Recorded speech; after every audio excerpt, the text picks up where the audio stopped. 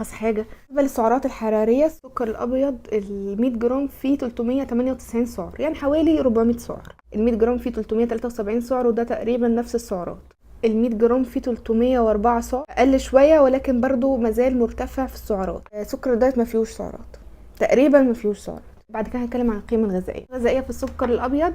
مفيش، هو اسمه العلمي سكروز، هو عباره عن جلوكوز زائد فركتوز، ما فيهوش غير نشويات بس، يعني ما فيهوش غير سكر بس، مفيش اي الياف او معادن او اي حاجه تانية. سكر البني ده بقى عباره عن ايه؟ السكر البني والسكر الابيض الاثنين متصنعين من قصب السكر. ده التبلور الاولاني، اول تبلور في قصب السكر، وده بعد كده يعني انقى يعني، فهما الاثنين حاجه واحده، بس ده عسل اسود بس، عشان كده هو بني. في شويه من العسل، يعني متعوز شويه من العسل، فهتلاقي فيه بقى ايه، كالسيوم، حديد، مغنيسيوم، لكن بنسبه بسيطه جدا لا تذكر ولا بتزود قيمته الغذائيه ولا اي حاجه. سكر الدايت ما فيهوش قيمه